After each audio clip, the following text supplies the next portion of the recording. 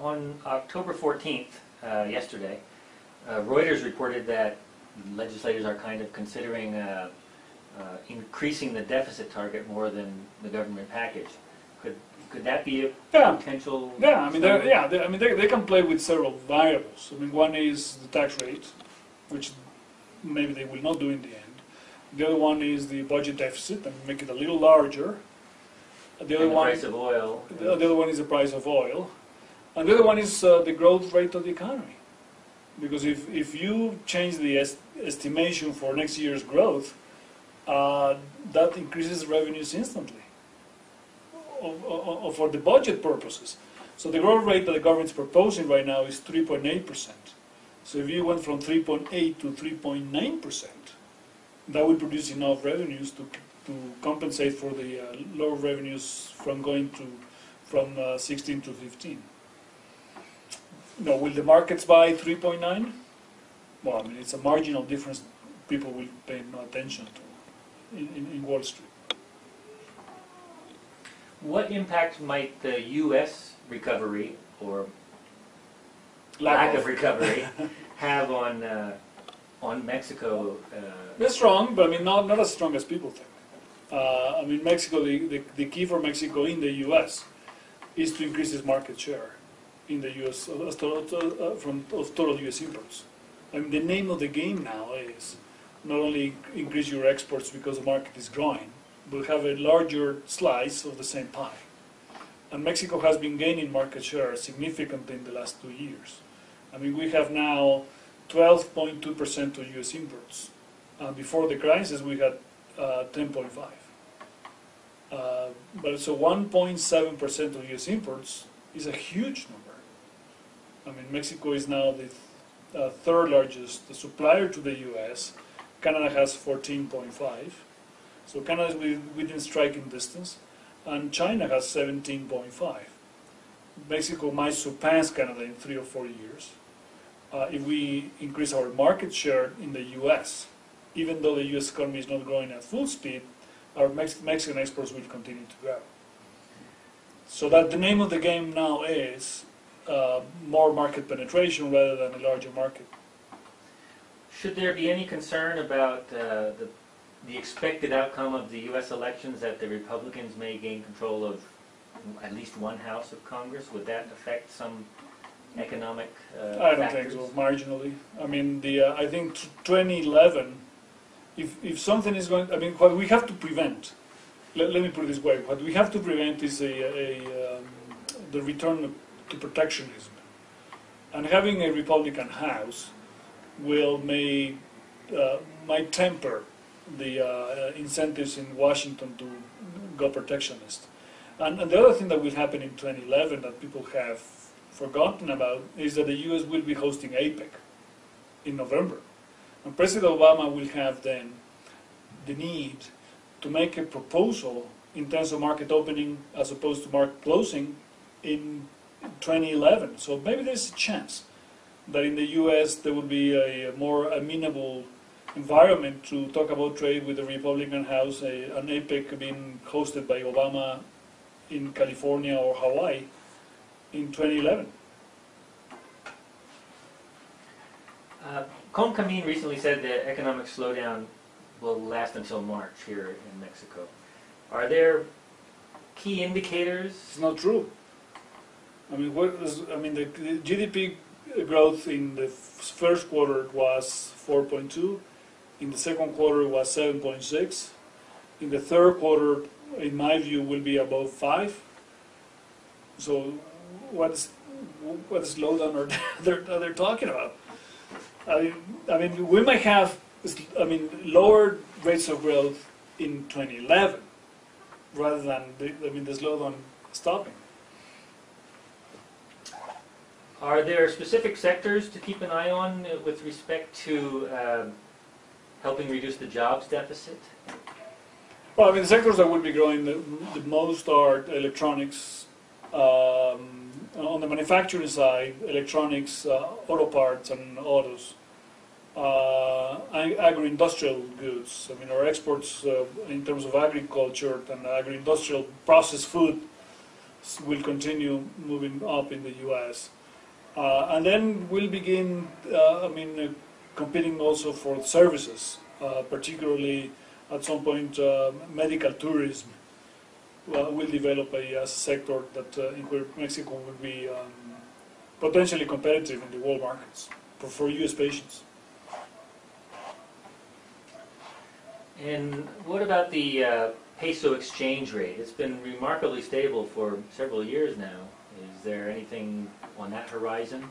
Well, I think the risk Mexico runs now is to have a too strong a peso. The highest risk we have is a change in market sentiment in favor of Mexico, and that the peso will go down to 11.5 or something like that. We don't want to be like Brazil, where they become fashionable in Wall Street in the last year and a half, and the real has revalued almost 40%. But Brazil has imposed taxes on capital account transactions. They have just increased the tax rate to 4%, but that's a luxury Mexico does not have. We cannot have taxes for peso-dollar transactions with a 3,000-mile border with the U.S. So, the risk we might have is that the peso might appreciate more, and then that the central bank might be forced to actually lower interest rates, as opposed to increase them in the face of potential inflation problems, which we don't have now. How is Agustin Carstens doing at the central bank, and what are his biggest challenges? Well, the biggest challenge is this, that we might be flooded with money from the U.S. So it's too much of a good thing. And it has an impact on competitiveness. And Mexico is an economy that is very much integrated in the world markets, and we are a manufacturing exporter, as opposed to a raw materials exporting like Brazil. And competitiveness is key, and the exchange rate is one of the key components to that. What will it take for banks to increase lending practices? Can the government or the central bank offer some incentives or influence the banks in that regard? I don't think we want that. No? After the 2008 financial crisis, the fact that banking penetration in Mexico was low and was perceived as a problem is now perceived as an asset. Because the Mexican economy, as opposed to the US or Greece or Spain or others, does not have to adjust. There is no need for Mexican consumers to delever, because they were not leveraged in the first place. So having little leverage, which was a main problem in Mexico, has now become some sort of a hidden asset, because there is no need to adjust consumption levels in Mexico beyond the adjustment already took place in 2009. Whereas in the US, the consumption adjustment process will last maybe for 10 years or so. Is the Mexicana debacle an indicator of any other larger economic concerns, or is it just an example of one company making bad mistakes? Well, I think it's a good example of Mexico letting companies go down, which never happened before. And that will, this is an example of not being too big to fail, and having market discipline, which is new. In the past, Mexico would rescue firms. Well, I think that the fact that we have now a bankruptcy court that firms can fail in Mexico is a tremendous structural reform that people have not paid enough attention to.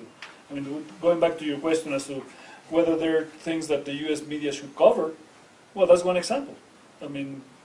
Now firms can fail in Mexico. And the market economy works if you can pursue the profit motive, but also if you fail, you should be let go bankrupt. What other aspects of the aviation sector, or what should we look for in the aviation sector now? Is opportunity for other companies to step in? Other companies will come in, either Mexican or non-Mexican, to the Mexican marketplace. And I think that there is significant room for growth in terms of air travel between Mexico, the U.S., and the world. It was happening before the crisis and it's going to resume, and we need to invest more in infrastructure and maybe be bold enough to maybe entertain a negotiation between Mexico and the US on having more system which is freer for carriers to travel around the countries. Are there other industrial sectors that merit particular attention, whether it be auto parts or oil or? Well, I mean, the high-tech industries will continue to, and the other one is avionics. I mean, Mexico is becoming a hub for the parts for aircraft parts, and we're beginning to assemble mid-size airplanes in Mexico.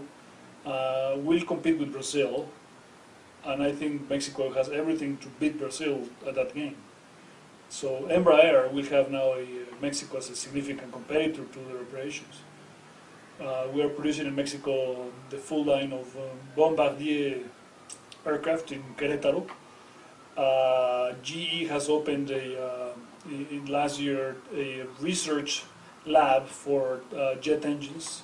They hired 1,600 Mexican engineers. So avionics is a sector that will grow in Mexico. It's the natural outgrow from the auto parts and the auto sector in Mexico that is very successful. So that is a sector to watch out. Yes. And also, airplane repair. Airplane repair will be. There is a large now maintenance base in Guadalajara, where all the Delta planes are now being maintained by a Mexican company, and that is a sector that will grow. As you develop skills and workers that have those skills, will be competitive with the US on that. In the past several weeks, I've read references to a book you've written about the middle class. Mm-hmm.